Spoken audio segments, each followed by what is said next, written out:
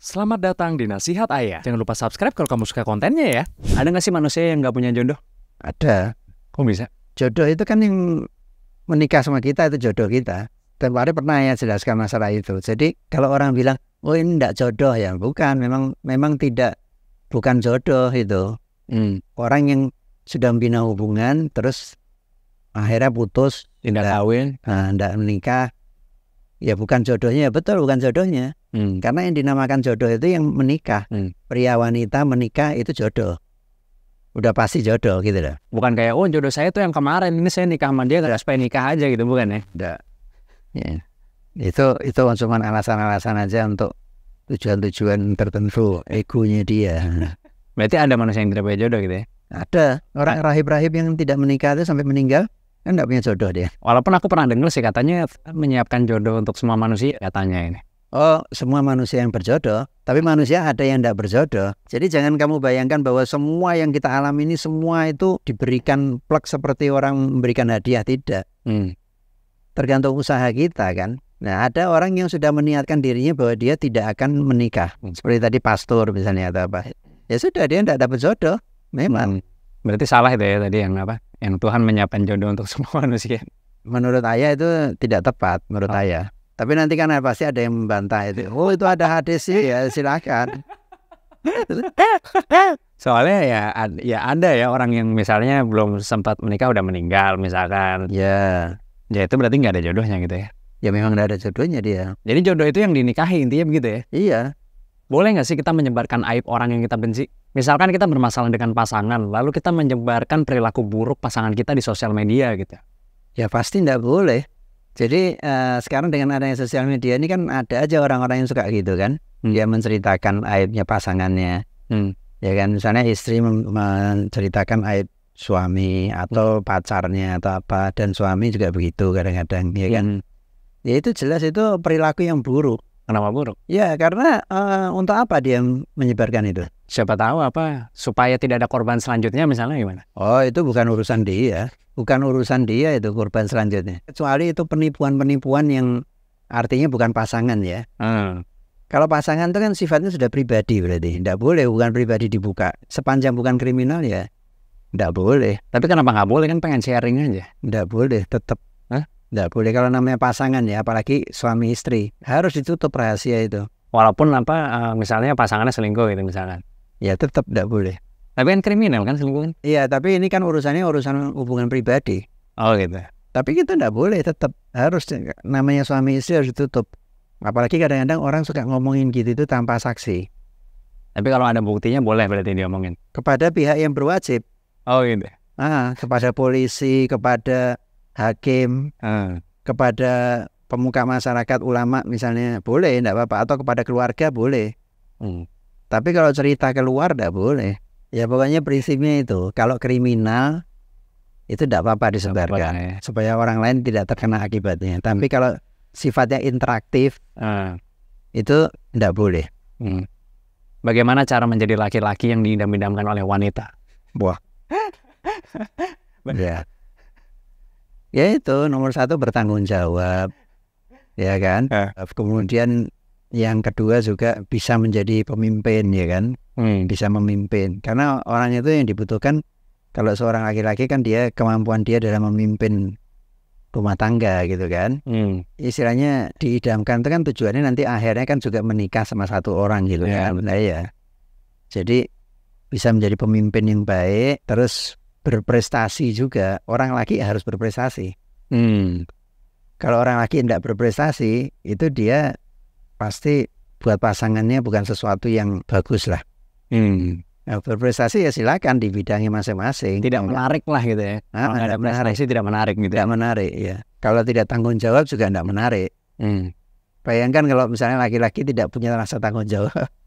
Ya kan, pasti istrinya udah suka, pasti. Laki-laki juga tidak mewakili sifat-sifat wanita. Maksudnya? Misalnya gini, ngomong terlalu banyak orang juga tidak senang pasti orang perempuan. Makanya kalau di masyarakat kita kan seringkali kalau misalnya orang terlalu banyak bicara yang tidak penting, dibilang seperti perempuan, dibilangnya begitu kan. Itu sebetulnya maksudnya bukan seperti perempuan beneran, bukan sifatnya perempuan begitu, tapi maksudnya perempuan tidak suka laki-laki yang seperti itu bukan tidak jantan lah gitu. tidak jantan gitu. Misalnya itu. Tapi ya prinsipnya itu rasa tanggung jawab, kemudian bisa memimpin. Ya, memang diharapkan laki-laki itu menjadi pemimpin. Bayangkan kalau laki-laki itu lemah ya, tidak punya pendapat, tidak punya pandangan, selalu nanya sama istrinya gimana ini kita, mau apa? Itu kan pasti istrinya juga tidak suka gitu ya. Jadi ada saat-saatnya dia memutuskan masalah itu bisa memutuskan dengan tanggung jawab ya. Pertanyaan kapan kawin ini seringkali mengganggu. Gimana cara paling bijak untuk menjawab pertanyaan tersebut? Oh, bijak nomor satu, ya lama-lama. Maksudnya makin ya jangan lama-lama tidak kawin ya. Bukan cara menyelesaikan pertanyaan. Ya, itu nomor satunya dulu, nomor satu. Kemudian nomor duanya, ya cara menjawabnya ya bilang aja sampai saat ini saya belum ketemu orang yang cocok. Nanti pasti ditanya lagi sama dia, maksud kamu yang cocok tuh kamu maunya yang seperti apa kan gitu, ya kan? Ya kamu mesti jelaskan sama dia. Orang tidak mengambil keputusan itu kan pasti ada alasan ya. Nggak ada orang misalnya nggak kawin-kawin tapi nggak jelas kenapa sebabnya, itu kan aneh. Harus menjelaskan itu. Tidak selalu harus dijawab karena itu sebetulnya urusan pribadi. Karena biasanya yang banyak nanya-nanya itu orang tua biasanya. Baik itu paman kita atau tante atau apa, biasanya begitu yang nanya kan orang-orang itu. Jadi dijelaskan aja apa adanya gitu. Ya silakan, mau dijelaskan boleh, enggak boleh. Jadi kalau mau dijelaskan apa adanya boleh. Ya kan kalau kamu berani misalnya kan. Tapi kadang-kadang orang kan takut nanti ditanya lagi ini itu macam-macam gitu. Ya udah bilang aja ya sampai sekarang masih belum ada lah yang cocok di hati saya gitu aja kan. Karena cocok di hati kan enggak ada yang tahu orang. Oh iya benar. Itu sebetulnya kan bukan urusan dia. Tapi orang hanya kepengin iseng-iseng aja. Kadang-kadang orang gitu itu karena dia tidak punya cara untuk berkomunikasi dengan kita. Nah kamu bisa ajak bicara yang lain. Gimana cara mengenal pasangan kita tanpa harus pacaran? Nah kalau yang kamu maksud pacaran itu seperti yang dilakukan anak-anak muda sekarang, pergi bersama, terus berholwat, duduk berdua di sana di sini, itu akan mendatangkan godaan. Karena kita ini manusia biasa, bukan orang yang kuat ya kan. Tapi kalau namanya pacaran itu maksudnya ta'aruf, mengenal, itu memang perlu. Nah ta'aruf artinya mengenal orang ini orangnya pemarah apa enggak, misalnya gitu-gitu loh.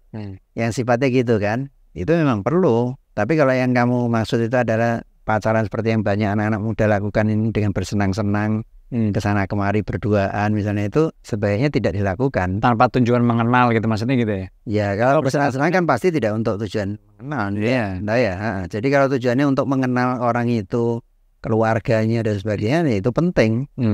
Datanglah ke rumah, hormati dia. Karena kamu berencana dia menjadi istrimu, bukan cuma orang-orang untuk bersenang-senang aja kan. Jadi kamu harus hormati dia, datangi ke rumahnya, ngobrol di situ misalnya sama keluarganya, siapapun keluarganya gitu. Kalau cuma dari sekedar nanya sama temannya misalnya atau ke orang tuanya juga belum tentu itu benar atau jujur juga ya. Ya subjektif pandangan dia. Ada orang yang marahnya sama keluarga, kalau keluarga marah, kalau sama orang luar enggak. Ada orang yang kalau di rumah dia diem aja misalnya, sama keluarga diem, tapi kalau sama teman-temannya rame. Ada ya. Agak susah ya berarti ya.